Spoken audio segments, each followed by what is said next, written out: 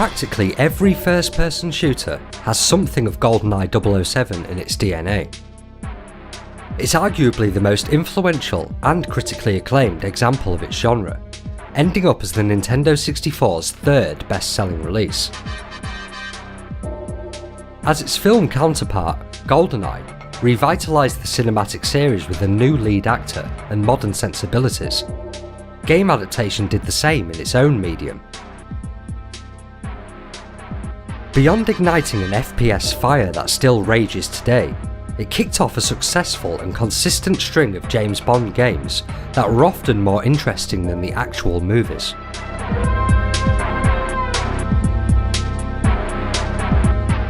As is usually the case for highly rated Nintendo games from the mid to late 90s, GoldenEye 007 was developed by Rare. This meant that production quality was basically guaranteed. Rare always brought extra care and detail to their gameplay, visuals and audio, from some of their earliest titles to, notably, the Donkey Kong Country series, which had just closed up shop on the Super Nintendo. For GoldenEye 007, the music and sound design was a joint effort. Though mostly the work of Grant Kirkhope, Graeme Norgate contributed a significant amount of his own compositions and effects. Making something of a guest appearance on the soundtrack, Beanland wrote a piece for an in-game elevator. Together, the three represent an unbeatable trio of acclaimed Rare musicians, and their skill shines through in GoldenEye's OST.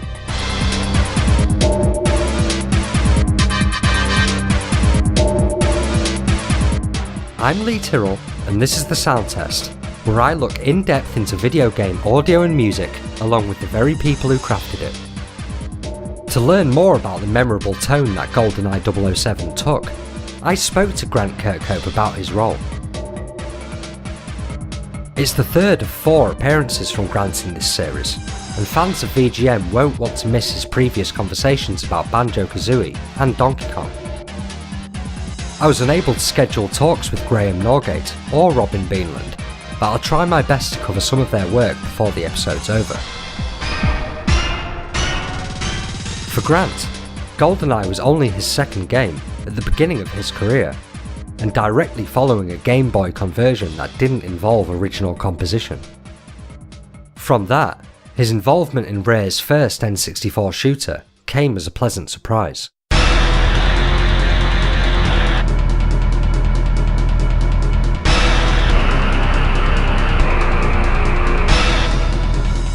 I originally got brought on to add guitar to Killer Instinct 2, so Robin was doing that on the arcade machine, and he wanted real, because he'd sampled the guitar on the first arcade game, but they wanted real guitar in the second game, so because I was a guitar player I did the guitar on that.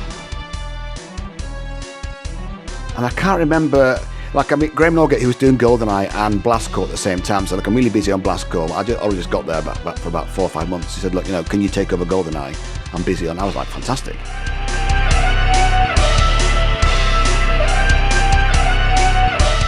Graeme Norgate would later return to GoldenEye after finishing up Blastcore, and we'll soon listen to a little more of his music.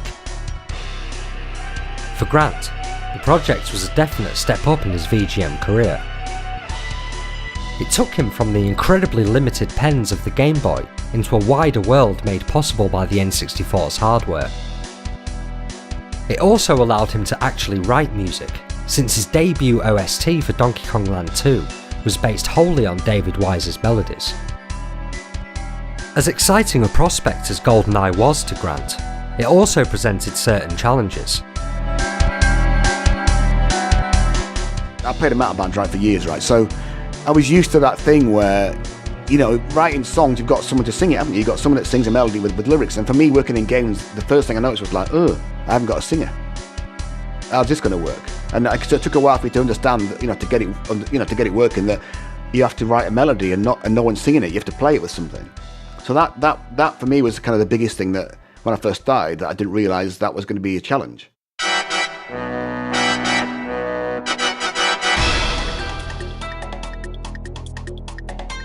Tim and Chris and Greg and all the guys at Rare were massive on melody. Like they were like, Nintendo forever. And they used to preach to all the composers there about it's all about the melody. That's the most important thing. You need to be able to write a melody that people can listen to for 2 hours playing a level and not get bored of it. Which is it's hard,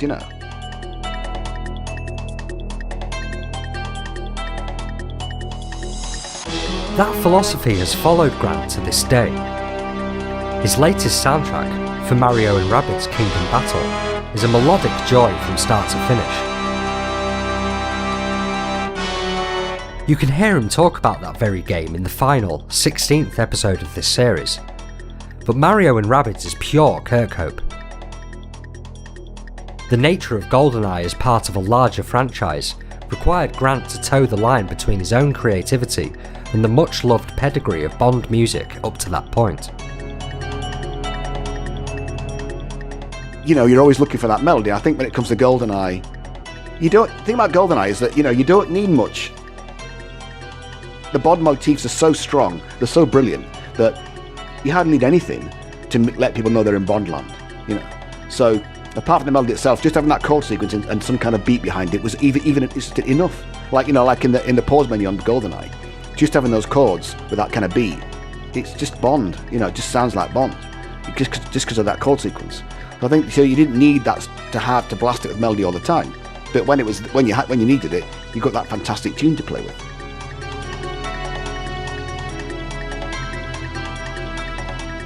There's plenty of Grant's own composition throughout GoldenEye, and his use of the various Bond themes and atmospheres are never simply tacked on. He often repackaged them in interesting ways, or played with instrumentation that put decades-old melodies under a new light. One instance, in the game's main theme, cleverly pushes the N64's memory limitations in order to use a genuine guitar instead of a digital sound-alike. But we worked out that because there's such a lot of, GoldenEye was one of the first games on the console, so it was a very, very tiny memory space, even tinier than Banjo. So we worked out that to get the Bond theme tune, they could cut the guitar into like maybe 3 separate riffs, and you could get the entire theme tune from that. Like literally it was like 4 samples, and you can just about get the tune from just using those 4 little bits cut up. So that's how we got it to work.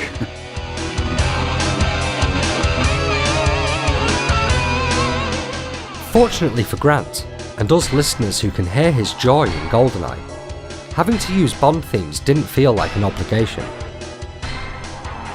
In fact, having those famous melodies ready for use was a bit of a safety net for his future work. A precaution he's shown not to need with every outing since.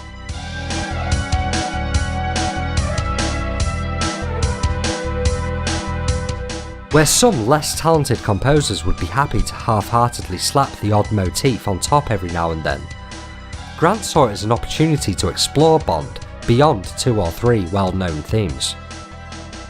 When I first got given that game, I was like, my God, this is fantastic, because I'm of that generation that, the Bond movie of the year, was the movie of the year every single time it came out, right? So, you couldn't wait to see the next one. So I was I'm still a massive Bond fan. And I think that I just tried to stick in as many references to the Bond music as I could. We were given the license to use the Monty Norman tune, right? And I'm not convinced that all the games that came after that were allowed to use it as much as we were. We could do what we like with it, so that was fantastic. I was like, oh my God, I can use the actual Bond theme tune and, turn it into anything I want.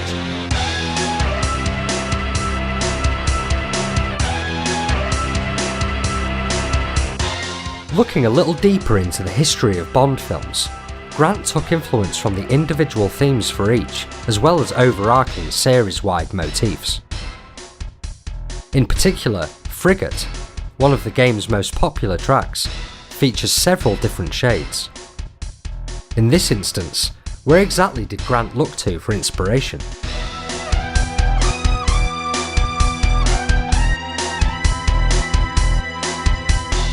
I stuck together, in that track I stuck together my Faith No More, We Care A Lot drum beat with the Duran Duran sort of orchestral samples from View to a Kill, that single, plus a bit of Goldfinger, and just stuck it all together, and that's how it came out, right? So, I was loving it. It was great fun to do it. And actually I had the original version of that tune. I had more orchestral stabs, so it did sound more like View to a Kill. But I was told that it was probably best to take a few out because it was too reminiscent of that track, because we didn't have the license to that track. I had to reduce it a bit to be a bit less like it. But yeah, that track was all about that.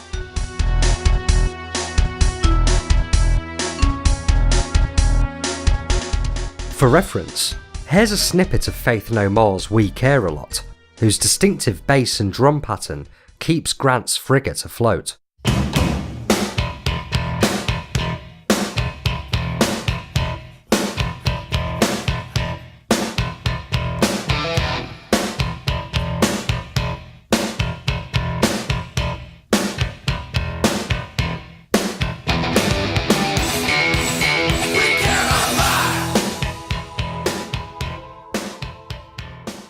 Similarly, this is A View to a Kill, Duran Duran's Bond theme from 1985.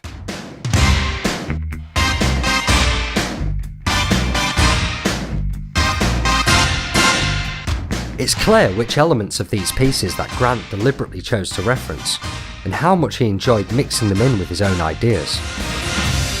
Meeting you with a view to a kill. The overall sound is varied, but definitely leans toward industrial-tinged electronics and their interplay with more traditional orchestral instruments. The tone is pitch perfect for dodgy spy work and infiltration, so how did Grant come to settle on it? Like, I kind of felt, doing GoldenEye, because you've got such a strong theme, it just felt right to have that kind of mix of electronic and kind of, and strings go and like orchestra at the same time. And even so in Perfect Dark. And I kind of feel that was quite early for that kind of sound. It was like, it wasn't, I didn't do it because I was trying to be extra experimental. I just felt like it fitted together. You're coupling the orchestra with the kind of, the drum beats and stuff and synths and stuff. It seemed to work well. I mean, it's, that's a massive sound these days. So, yeah, on Perfect Dark especially, I felt that it worked on that. It just seemed right to me at the time.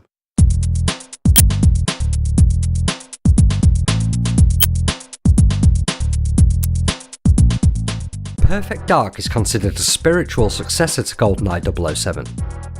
It continued GoldenEye's gameplay and atmosphere, even sharing a lot of staff in common. In discussing 4 different releases with Grant, I ran out of time to ask more about Perfect Dark. I'd like to dedicate a future episode to it, where I hope to include thoughts from Graeme Norgate and David Clinic, who also contributed alongside Grant. The style of both Perfect Dark and GoldenEye deviates slightly from Grant's usual output by being less upbeat, but his trademark tendencies still cut through. Antenna Cradle, the game's final battle, is packed with well-arranged melodies, but they come with a fast-paced, rhythmic edge that's as cool as a shaken, firmly unstirred martini.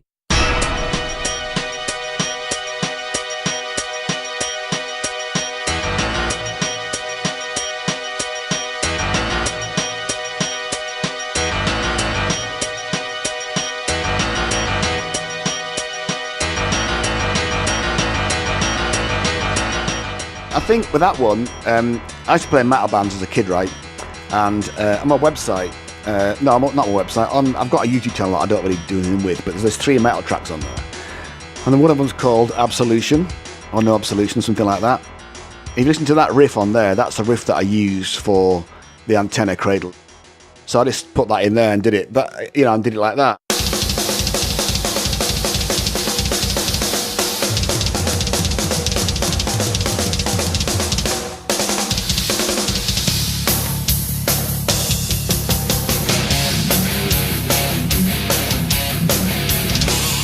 She's made up her mind. She'll get it right this time. As I've tried to cover wherever possible in this series, boss music is a massively important part of game soundtracks. Good music can make or break a boss and stick in a player's mind for the rest of their lives. Composers like Grant are well aware of this, so I wondered how he thinks about them and constructs them. I think regards boss music, I feel like I've got more adventurous with boss music as time's gone on. So now when I do these massive big orchestral things like this, I just like throw everything there in the kitchen sink if I can, you know. You need to make it exciting and lots of variation.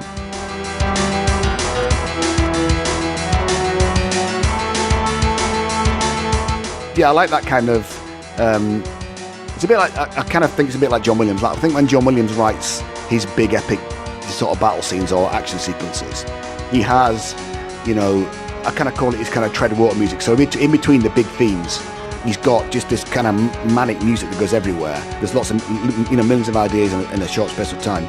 And then he's writing the money when it comes to the big theme.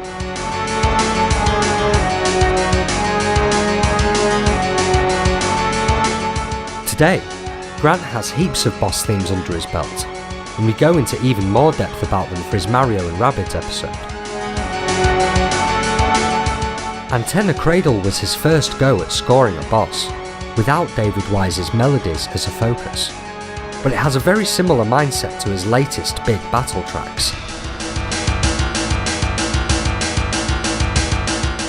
Of course, it prominently toys with a number of well-established Bond motifs, while juggling adapted metal riffs and breakneck percussion. I, in my own little way, tried to work that bit out, tried to go, well, you get the big theme here, and then you go off and go crazy, back to the big theme, go off and go crazy, and I kind of treat it like that to this day. So like even in Mario Rabbids, it's still like that. It's kind of big theme hits you between the eyes, and it's like off it goes to do crazy stuff. That's the way I always approach it. I just feel like your boss battles need to be super special in every respect. So you need to, you know, get the music cranking and get the rest of it going at the same time, while the graphics on the gameplay needs to be the same. So I always try to, you know, really push the boat out for those tunes.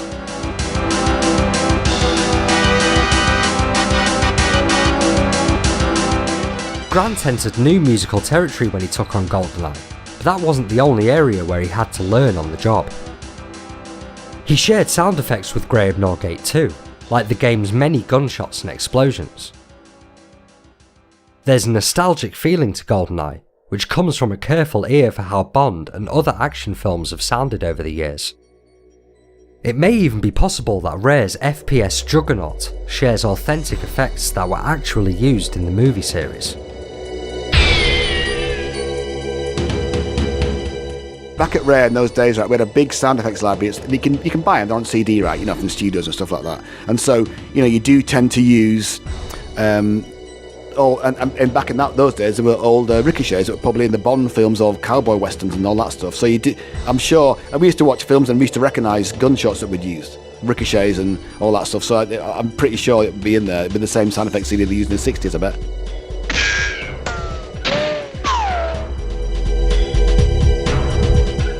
For contemporary games, it would be impossible to say that good sound is easier to design. However, it's definitely more convenient. In the 90s, Grant and other composers had to take laborious steps to locate a single noise. Even then, the sound wasn't always quite right, and the whole process would have to start again. What was it like to work in a time where there were literal libraries and no online digital collections to sift through?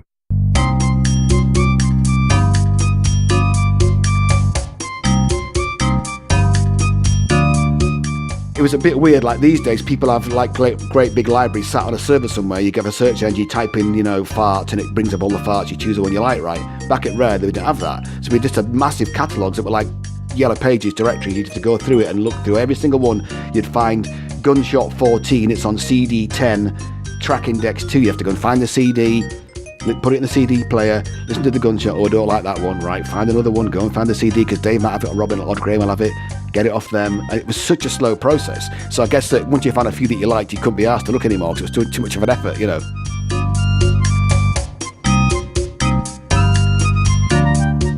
The track that's been playing in the background is Robin Beanland's Muzak-inspired elevator tune. It was his only contribution to GoldenEye, as Robin was already in the throes of an impressive career that began with Killer Instinct and continues to this day through Sea of Thieves.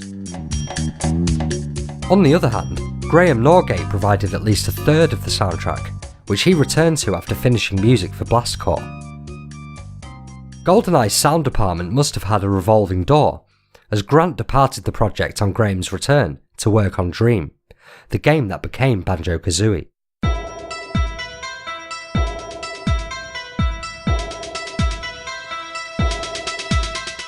I didn't finish it because near I guess I was maybe halfway through or whatever, Tim Stamper and Greg came to see me and said, can you just play some of your music please? And I was like, I was panicking and thought I was going to get sacked. And so they just kind of sat there and sort of nodded to each other and said, right, you want you to come and start work on Dream? I was like, well, I'll, when I finish GoldenEye. I said, no, you finished on GoldenEye right now. Took me off the game, so I never finished it, and Graeme came back to finish it off. GoldenEye 007 was in safe hands, whether handled by Grant or Graeme Norgate. More experienced, Graeme took to the role confidently, while Grant used it as a springboard for the melodic mastery we all know him for today. Robin only needed one track to make an impression, as he'd done previously with Donkey Kong Country's Funky's Fugue. All in all, GoldenEye's soundtrack bubbles with the professionalism of its composers and the respect they had for Bond's well-known themes. Originality dances beneath world-famous motifs, allowing Rare's adaptation a recognisable tone that, in the end, have left it with a better legacy than its film inspiration.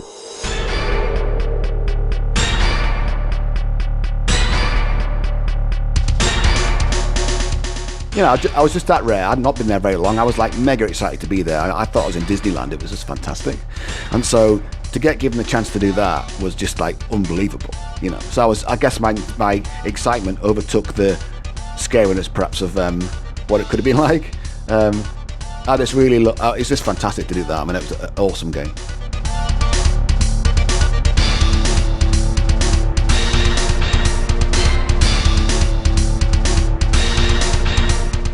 Thanks to Grant for speaking to me for the sound test, but thank you too for taking the time to listen. If you've enjoyed what you've heard, please make sure to subscribe or follow on whatever platform you might be listening on. There will be a new episode each week, though we are nearing the end of this 16-episode series. The next episode features Mike Moraski, Ellen McLean, and Jonathan Colton in all of their second appearances on the show. They'll be talking to me about Left 4 Dead and Left 4 Dead 2, which is packed with incredible generative music that comes together to create a highly subjective experience.